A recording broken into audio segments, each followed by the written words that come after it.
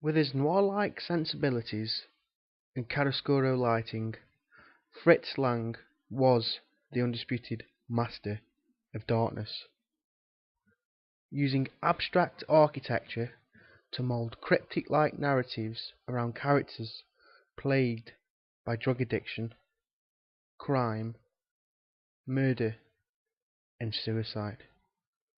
In his early days, during the 1920s and 1930s, Lang was all about misdirection.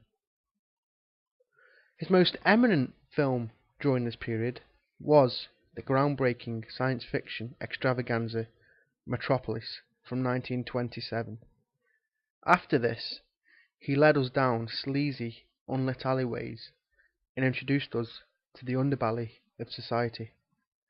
Think of the harrowing vision he created when he asked us to form a relationship with a child murderer in M from 1931.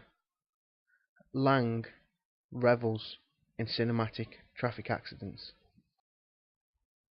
When Fritz moved to Hollywood in the 1930s to escape the rising politics of the Nazi Party, another master overcast him, the master of suspense.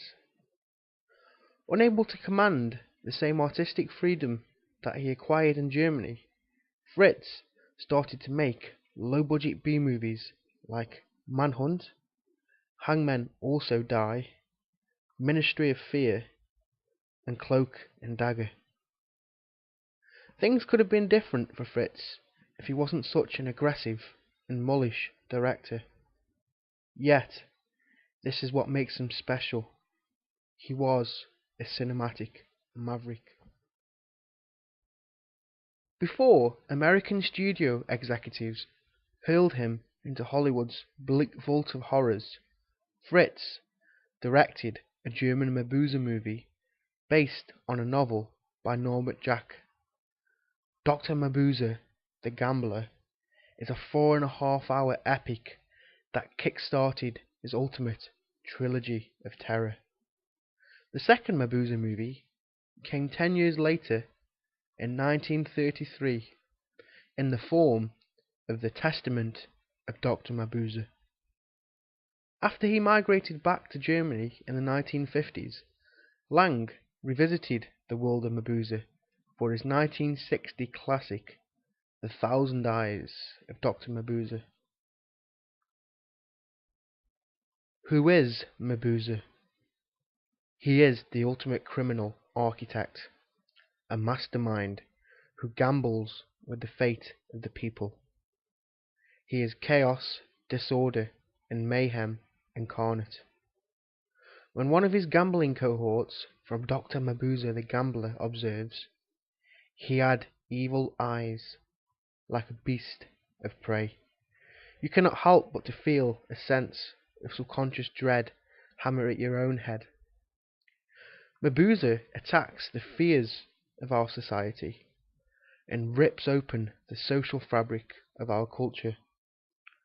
This is why, in Germany, the Mad Doctor is an emblem of archetypal horror, comparable to such mythical icons as Count Dracula, Edward Hyde, and Frankenstein's monster. Mabuse is also a model of the Nietzschean Superman, plugged into the same vein as the villains from Marvel and DC comic books.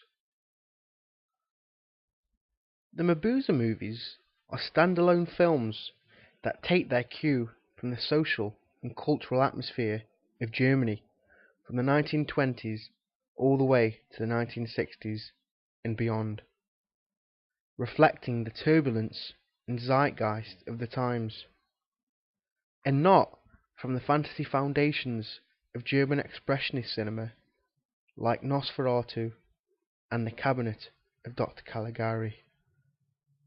Lang utilized key German expressionist devices like madness, murder, and mayhem, but the laws of reality in the Mabuse movies are in handcuffs.